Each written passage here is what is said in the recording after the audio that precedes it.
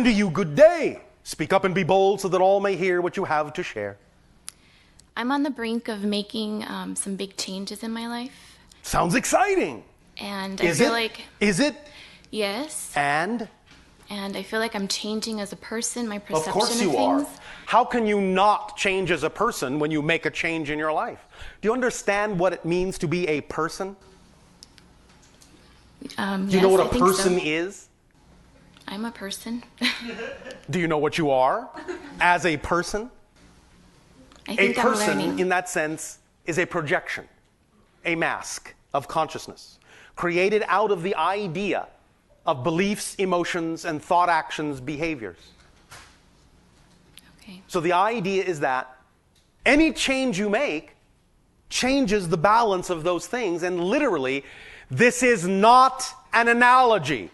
Literally changes the person you are. I don't care if you think you still look the same in the mirror.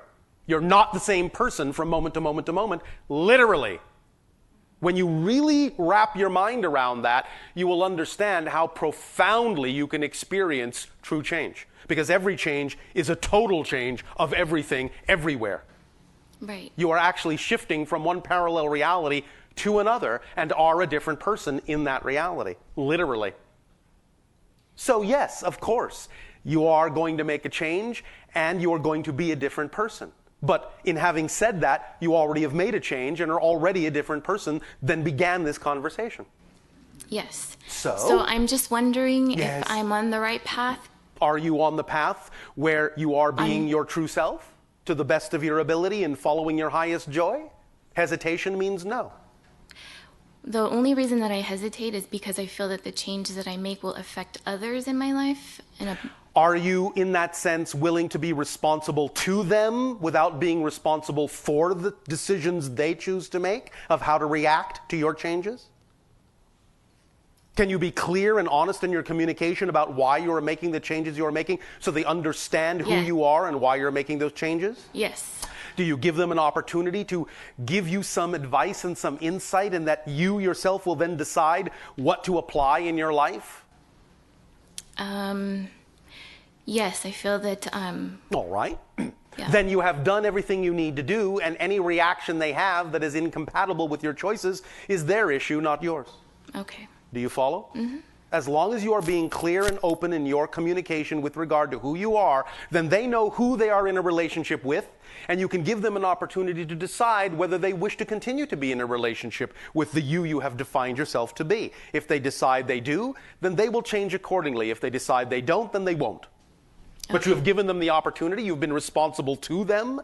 You can't be responsible for them or whatever their reactions are going to be.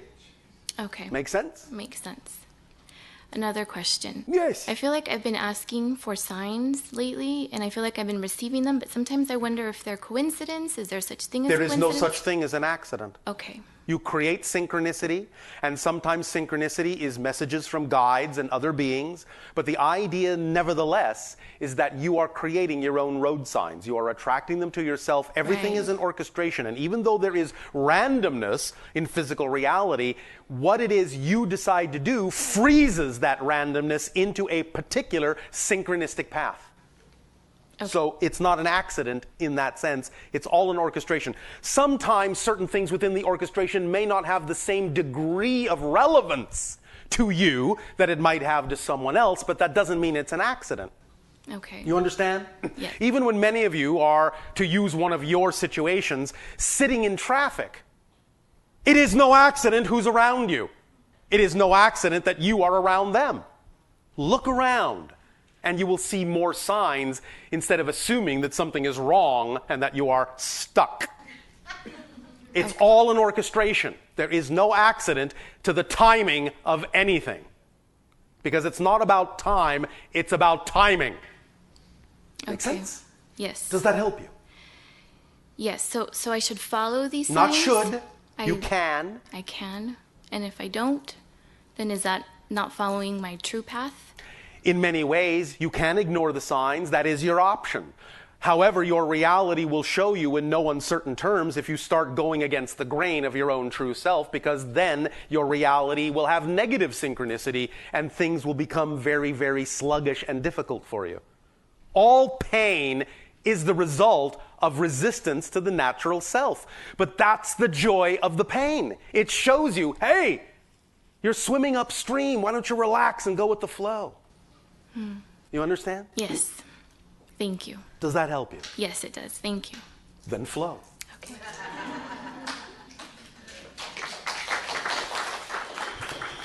Good evening, Bashar. And to you, good day. Last June, I talked to you about the idea of a soulmate. Yes. And you said the idea of just always feeling like I'm in love, because that's why we're in love, because we like that feeling of being in love. Because that is the natural state. Right. And a soulmate can be anyone you're interacting with at any given moment who teaches you something about yourself. Well, I'm thinking more in the line of a romantic relationship. Yes, I know you are. Nevertheless, right. Understand that a soulmate doesn't necessarily always have to come in that form, although it can. Okay. And so? And I've worked on my belief system, and I've cleared a lot of things. In other areas of my life, there are things manifesting like crazy, and I'm very excited. Oh, all right. In this matter of soulmate, I would like you to go with me to what happened a couple of weeks ago, because I wanted to explore the last layers of belief system that I may have regarding this issue. Oh, all right. Okay. Then by all means, what happened? I don't really want to talk about it. I met someone, if you would... Not going to be able to be of much help to you if you don't share. Well, can't you go with me in my mind? To some degree, but if you're unwilling to open the door, we can't open it. Well, I met We someone... only work by permission. Okay. I give you absolute permission.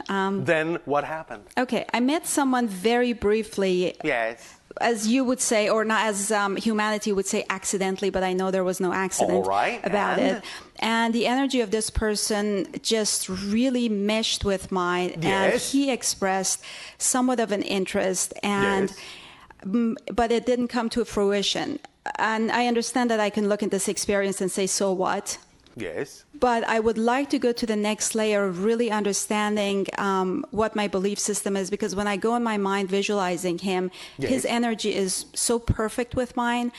Do you understand what we have said about the idea of your physical mind's capability to visualize? Yes. Therefore, you understand that even though you are using him as a symbol of the ideal relationship, he is only a symbol at the moment. Absolutely. All right. Then it doesn't matter whether it comes to fruition with him or someone else, because if it's only a symbol, your higher mind and your synchronicity will bring you the person with whom the actual vibration that the symbol represents can be experienced. So it doesn't matter whether it's him or someone else. You understand? Absolutely. It might be him, but you don't know that yet. Right. But I do want to explore my belief system about why, if this is a possibility, why it didn't happen. Because I know there is some belief system in my belief, in my thoughts, that does not allow this manifestation to come through. May it be him or Do you really truly believe you're ready? Yes. Yes, I am. Right. But there is one... Is he actually truly compatible on all the levels you actually prefer him to be? I don't know. Well, there you go. But wouldn't I have to go on a date with him and explore? Maybe not. So are you saying that the reason that it hasn't come to fruition is that because maybe he hasn't hit all the points that I'm creating? So. May I ask you a question? Yes. When it, as you put in your language, did not come to fruition, were you disappointed? Yes, yes. Then that's why it didn't come to fruition. Okay, I get that. You understand what I'm saying? Yeah. The situation proved to you that you still carry disappointment and are not truly living in the moment. So you're not actually yet the person to whom someone like that could be attracted. Right. Do you understand? Yes. So what you're not using what did happen in a positive way. So I'm not saying so what? Appointed yourself from that position. You understand? You disappointed yourself from that relationship. Okay, could you explain that, please? You removed yourself from the proper appointment. Disappointed. I did. Yes. Well, then that proves that that's what it served. It reflected to you that you still carry that energy because you did not get what you expected to get. So you still had the expectation and didn't allow the relationship to be what it actually was. You put your expectation on what you thought it needed to be. Right, and I have that. And that's not what you actually want to do in an ideal relationship. No, I always get disappointed and say, okay, well, there you go. There I missed the boat again. Or you didn't miss anything. I know. If you allow yourself to learn that you do not need to be disappointed when what you expect to happen doesn't happen, then you will break through that particular threshold. So back to the so what? In a sense, yes. Okay, okay. It didn't come to fruition. We didn't go on a date. So what? Right. Then allow yourself to see what happens from there synchronistically. Right. Because if he is going to be representative of that soulmate, something will happen to bring him back. And remember, it's not him anyway, because now he's a different person. Doesn't matter that he looks similar to the other guy. It's not him. Do you understand? It's not the same person. Because he had to come as a different version when you changed into a different version. So he is not the same person that was there a moment ago that didn't go on a date with you. Okay. So it's not the same person anyway. So it doesn't matter that it's not the same person. Because it never is. Right. No matter how they look. Okay. That's just an illusion of continuity. Okay. Are you understanding this? Yes. All right. Yes. So. Okay. Okay, I got it. All right. I got it. One really quick question after Yes. that. After getting together with you and your information and your knowledge, my life is really moving really fast. I'm very congratulations for making it your own knowledge. It's very exciting. It is. One aspect of who I am is not moving along with me. Are you sure? Oh, absolutely. Is this another expectation? Well, it's about my hair loss. Yes. And because Are you becoming more Sasani? Yeah. I don't have any hair. Well, I'm a woman. I need to have hair. Why do you need to have hair? Because it's taken away from what I look like. So? Am I becoming an Sasani? I don't think I'm ready for that. Not many of you are. Yeah. Nevertheless, if this is my reality and my life and I have a say in it, I like to have hair. all right, then have hair. So what is it about the belief system that I'm not able to change? Because when you allow what is to be what needs to be, then you can change it. Right. When you don't allow it to be what it is, you have no control over it. That's the issue. I totally understand that, but no, not totally. Well, because or it you wouldn't freaks be asking me out. This question. Because it freaks me out. Then you don't totally understand it. Because when you totally understand it, it won't freak you out. It will calm you down. Well, can you help me understand it? I just did. Well, it went right over my head. Right over your hairless head. That's right. When you stop needing things to be a certain way, you have the ability to allow them to be however you prefer them to be. So stop needing things to be a certain way. Okay. All right? Got it. Thank you. Thank you.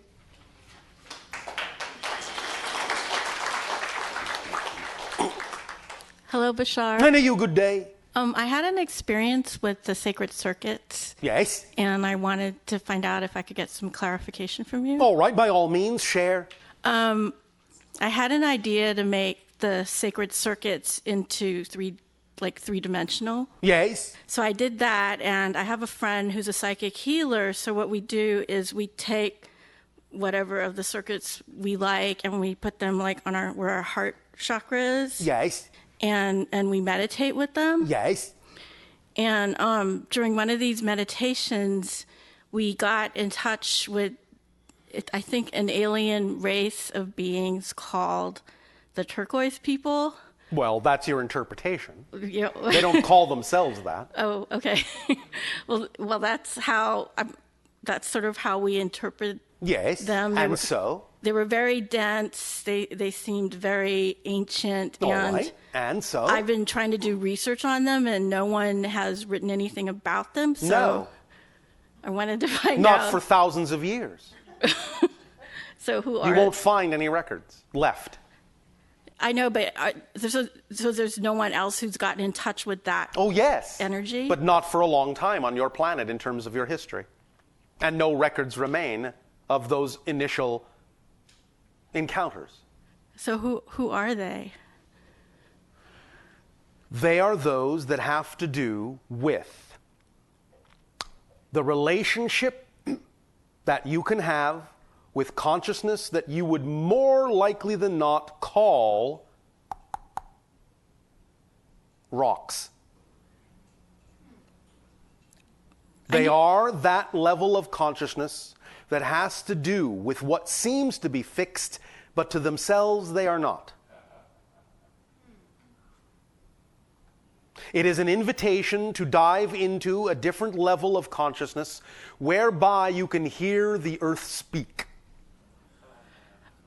They told us that they create worlds. Yes, and they are worlds. They are worlds, okay. Yes. And they also create like computer beings who then go on to create worlds? Well, computer is a euphemism translation in your language. What they are actually saying is they can create certain patterns of energy that will create a template upon which new worlds can be born. Exactly. That. But I guess because when we were doing the channeling, that was the only way we could sort of interpret. Yes. Okay, so that makes sense because then we sort of channeled that being that created this world, and then we found out we had a connection with that person. Well, of course, because you're all offshoots of the same being. Right. Everyone. Remember that there is a collective consciousness and multiple layers of collections of consciousness that are connected to the idea you call your world. So if no one's been in touch with whoever, what's their proper name if they're not called the turquoise people? Different cultures in your ancient past had different names for them. You can call them that if you wish. I'm just saying it's your interpretation. They look like they were, I mean, I knew they were rocks because they felt like they had that sort of dense rock type of energy. And they looked turquoise. Yes. So that's why we called them the turquoise That's people. all right. I'm not saying it's wrong. I'm just saying that that's not what they call themselves. There is no translation in your language for what they call themselves. So does that mean so they are an alien race? They are alien to you, but not alien as you mean it. They're not of Earth. They are, to some degree, connected with your planet, but not in the way you think. You must look at this as a kind of a primal, archetypal, autonomous consciousness that exists in a certain kind of matrix or pattern of energy that is very dense and has to do with the formation of planets. Okay.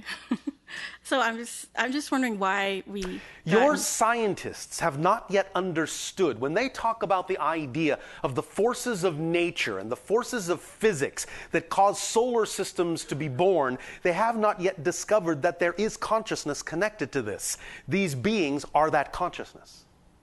Oh, they were amazingly intelligent. I mean, of course. It requires intelligence to create planets.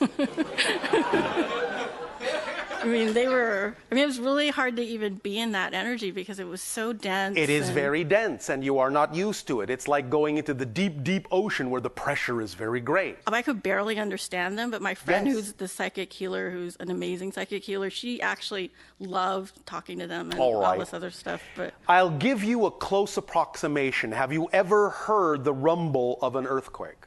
Yes. That's what they call themselves. Earthquake? No.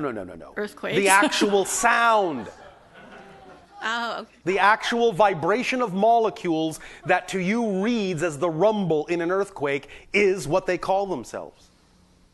The closest, perhaps, if you wish, another name would be prime movers. Okay. But you can call them the turquoise people. They don't care. They were turquoise.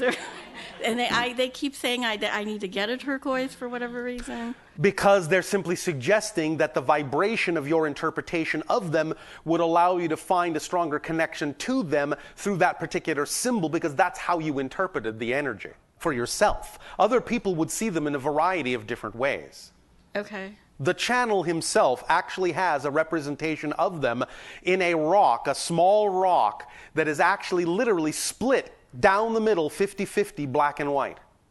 That's his interpretation and why he was attracted to that rock, because he is also seeing the polarity in them. So from his perspective, he might call them the 50-50 people or the black and white rock people.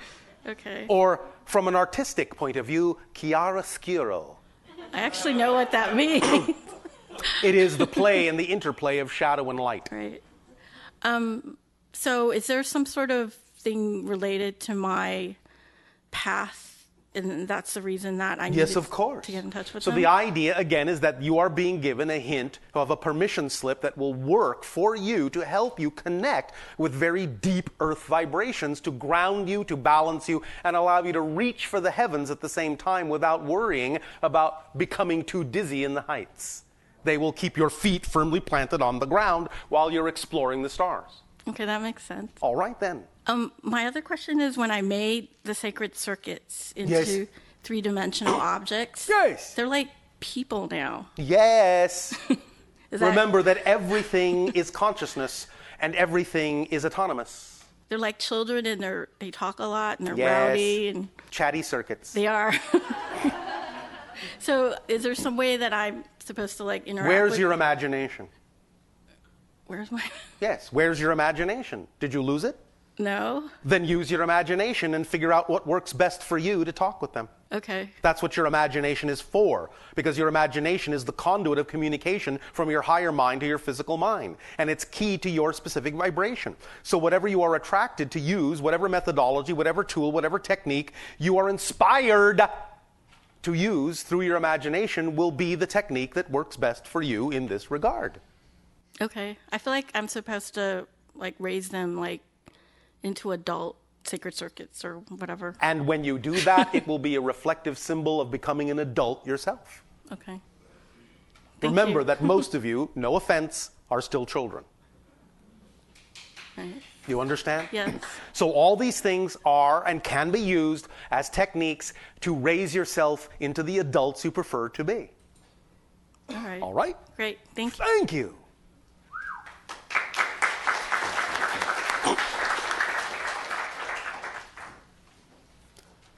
Has 13 occurred? Should I... Can you take one question, or should I just go? The last person, it is 2 hours. Yeah. Are you 13? Yes. All right. The number of transformation. Hi, Bashar. And to you, good day. I miss talking to you a lot. How do you miss talking with me? You can speak with me anytime you wish. Yeah, and I did. All right. I'm going to take only 2 tiny questions from what I have written. Itty bitty tiny question. One of them is I had a dream about a week ago. I've been going through a very rough times the last 2 years. Is that exciting? It's, in a way, it turned me to discover my best of the art that's in me. All right. Well, thank you for using it in a positive way. Yeah, I had to, and I did it. Thank you. So the dream was that When we discuss the idea of the physics of intention tomorrow, that particular aspect will come to the forefront. Which is the aspect of? The aspect of I had to do it. Yeah. Because I had no other choice. Right, right. So it was survival in the moment, and it's just the best. Anyway, the dream was that I created. I knew I was ready to face something a little scarier than I could handle when I sleep. Nonsense. Right. I knew I could handle it, so I created it. I created that I was lucid. Yes. Dreaming of a very scary face, very near me, scary near me. Yes. It was like a human and squarish, but terrifying looking. Yes. And looked straight into my eyes. How exciting. So I looked it in the eyes and I said, you are not allowed here. So I'm going to shift dimensions and just wake up in the dream, and you're not allowed here. And I did. Oh, all right. But it was really strong the way I shifted the whole thing. I kind of directed driving a car. Thank you for looking at your face in another reality. It was you scared yourself straight. Yeah. So before I slept, I actually directed that. So I know. How can I use that, and with a little tiny translation from you, for parallel realities? I have the idea, and that was what I wanted to explore in that dream. Paint all the different faces you imagine you have in different parallel realities and stare into them one at a time until such time as you realize that you are creating conscious connections between and among them all until it becomes an overall gestalt of an amalgamation of a variety of parallel realities that you can call your own connections. Okay, I get that. Let's say one example for this room. Like about how I see this room in a different way that you see it, or yes. anybody sees it. Yes. But physically, I still don't get all of the idea of parallel realities. Because it's a projection, so everybody projects their own idea. Yes. And their own screen. Yes. And in that screen, there's 200 screens here. Yes, but you all have some degree of consensus agreement, otherwise you would not be able to interact. So we're seeing what's common and what's not common. Yes. Okay. Sometimes you see things others don't. Sometimes others see things you don't. But there are certain consensus agreements that allow you to experience or have what you call a shared agreement reality.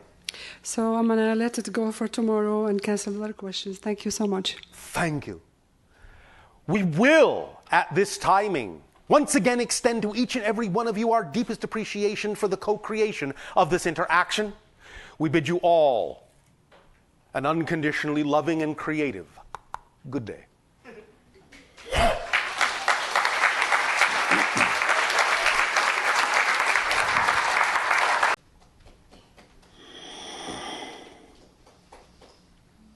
Hi, Bashar. And to you, good day. I'm just going to read off this because Are you reading us a story? Not really, but... all right. First off, what is a Buddha? And is a Buddha a being who has achieved a complete body? If so, is a complete body the same as a light body or a rainbow body? And is this something your people are also trying to achieve? We try nothing. We simply are what we are. And we are evolving to higher light states, even as you are. As you are going from third density to fourth density, euphemistically, we are going from fourth to fifth. A Buddha, in that sense, is that which reflects and emanates and represents and is aligned with the collective world spirit, the collective consciousness of all beings on your planet and in your sphere of influence. Okay. Does that make sense? Yes. All right. Going with that, why is that people, the humans, why do some people put so much emphasis on meditation to obtain enlightenment? Because that may be the way that works for them. It doesn't have to work that way for everyone. But they may have attracted themselves to the methodology that they believe works best for them. By quieting the self, very often, they can, shall we say, get around the mental chatter that they may believe keeps them from knowing themselves more clearly. Meditation can be one of the ways in which that is done, but there are many forms of meditation as well. Sometimes just standing in the shower can be the strongest form of meditation if you simply let your worries melt away. Whatever works for you, works for you. Make sense? Because remember, even in the Buddhist texts is the idea that physical reality and being fully in physical reality is sometimes the most spiritual thing you can do. Hence the phrase, chop wood, carry water. That's also a meditation. Just doing the things you do in life can also be a meditation, if you do it with the appropriate relationship. Does that make sense? Yes. Going with that. Yes.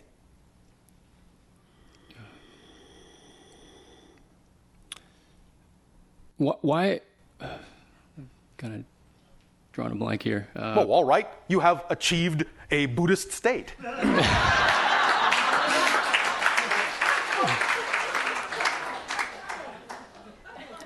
Why is it that the Buddha... Oh, you answered your own question and then you removed it from yourself again. But go ahead. Probably so. Yes. But why is it that Sakyamuni Buddha taught that we are in a state of samsara and that we must try to get out of... There is no trying. The idea is to understand that what was being said is that it is important to form a sense of attached detachment to physical reality so that you do not become overwhelmed or immersed too deeply in the idea of physical reality so that it appears to be, in that sense, a straitjacket. For some people, certain methodologies work. And you must understand there are many belief systems that exist on your planet, aren't there? Aren't there? Yes. Therefore, there have to be different teachers to address the different belief systems. So the Buddha will address certain belief systems that work for certain people, and other beings will address different belief systems that work for others. Period. Remember that any belief system must make itself appear to be the only belief system that works in order for it to work for the people that believe it. Make sense? Yes. That's how beliefs work. If beliefs didn't make themselves appear to be the only belief that would work, no beliefs would work. You wouldn't have an experiential physical reality. So any belief system must make itself appear to be exclusive to other beliefs, or that belief won't work for the people that are attracted to use it. Oh, okay. Going with that. Yes? What about the idea of suffering? What about it? And karma. Karma is self-imposed. So is suffering. The idea is that polarity exists, and yes, there are challenges. You don't have to suffer, and in a sense, the whole point of suffering is to learn that you don't need to suffer anymore, which is similar to the idea of karma. The whole idea of learning about karma is to recognize that as soon as you understand that karma is self-imposed, there is no more karma. There is always balance, but that's not in the sense of the old idea of karma, that there is some sort of punishment or forced idea upon the person. Okay, so if it's self-imposed, yes, then what about the people that go and they do very bad things to other people? Negative things. Negative things. They will experience the consequences of those actions. But you could call it karma, but we simply call it the third law. What you put out is what you get back. It's simply physics. Karma is nothing but physics. But we remove the idea of the word because we know that in ancient times, the connotation of the word karma carried a value judgment. And there's no value judgment to it. It's just physics. Positive energy is integrative and expansive. Negative energy is segregative and destructive. So the idea is that if someone exhibits negative energy, they're going to experience the consequences of segregation and destruction upon themselves at some point. And to balance that out, they simply must do positive energy things to balance it out. Now, if you want to call that karma, that's fine. But all we're simply saying is that version of karma is all there is, and all it is physics. What you put out is what you get back. So after death, yes, is it possible for the effects of that to carry over to after somebody dies? Yes. So that's... Yes, but only to the degree that they are willing to explore it. Very often, when people on your planet die, they will immediately experience a reality that is based on the strongest thing they believe they will experience after they die. If they don't have a particular belief, then they will simply get the results of whatever the combination of their beliefs happen to be, both positive and negative. But very soon, they will learn very quickly, because there is not the same kind of time and space in non-physical reality. Very quickly, they will learn that they control that, and that they can create whatever they want. Now, quickly is relative. Sometimes, compared to the idea of the time frame of physical reality, it may seem as if a spirit may go through the idea of that kind of self-evaluation and self-balancing over what may appear to be thousands of years, or it can appear to happen in a split second, because time is relative in that sense. But it just depends on the vibrational relationship between that particular spirit and physical reality in terms of how that's perceived. Does that make sense? Oh, trying to All that we are saying is that every single thing you do has consequences and ripples within the idea of existence. And there is nowhere to run away from it. So at some point, at some state, at some stage, everything that is done, once the barriers drop, once the illusion of separation goes away, you will experience the energy of everything that has been done by you. But the idea is that you will learn from that experience what it is you now wish to do with that experience. And you can decide to do anything you want with it. But the idea is that as you learn you can do that, you automatically become a more balanced being because you're willing to learn from every experience, both positive and negative. And the more you're willing to allow yourself to learn from every experience, the more balanced you become, and the more positive experiences you then choose from that point forward. Even though you always have the option to choose negative ones, they just become equal choices at a certain point of enlightenment. And you simply choose what you prefer without devaluing what you don't. Okay. Does that make sense? Yes. All right. Here on Earth, we have a problem with... The example is mosquitoes. Mosquitoes. Yes. And well, not everyone has a problem with them, you know. Okay, maybe not everyone, but all right. I want to use this as an example. If I'm meditating, yes, and if a mosquito is coming around me, biting me, yes, and if I include the mosquito in the meditation, the idea of enlightenment is integration, not exclusion. So whatever's happening in your reality, if you include it as part of your experience, you will see how you can incorporate it and expand rather than attempting to exclude and thus diminish. Make sense? What if I can't include it and I end up killing it? Then you do. And thus then you will learn from that at some level as to whether or not that's what you prefer to do. And perhaps from that, from learning what you, in a sense, do not prefer to do, you will then more clearly understand what you do prefer to do. But it's something to me that seems so trivial as to... It's not trivial. Nothing is. Okay. So killing that mosquito is not trivial. Yes. And yet at the same time, it's up to you to decide utterly what you will do with that experience.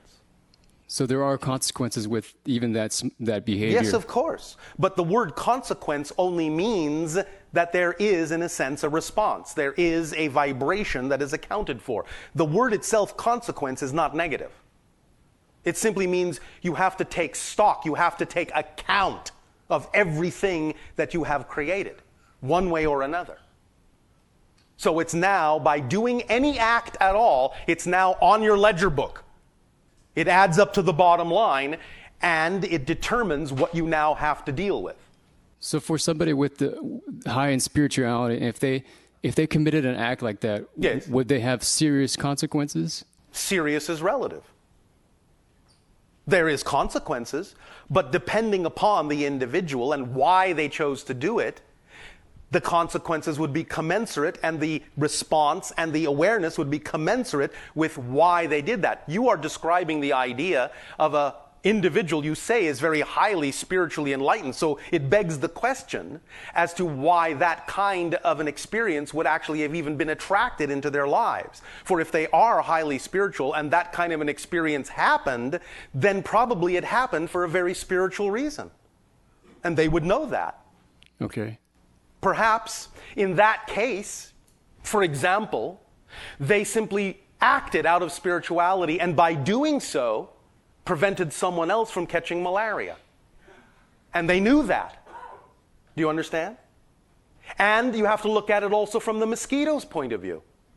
Because the mosquito consciousness may have attracted itself to that enlightened person to give that enlightened person an opportunity to decide also which way the mosquito's energy and consciousness should also go in that reality. And perhaps the mosquito wanted to transition to another level and use the Buddha to do it. Okay. So who's the enlightened one? Okay. I spent most of my... Allow others an opportunity to interact. Okay, I'm sorry. Thank you. Thank you. You do not need to apologize. Okay. Thank you.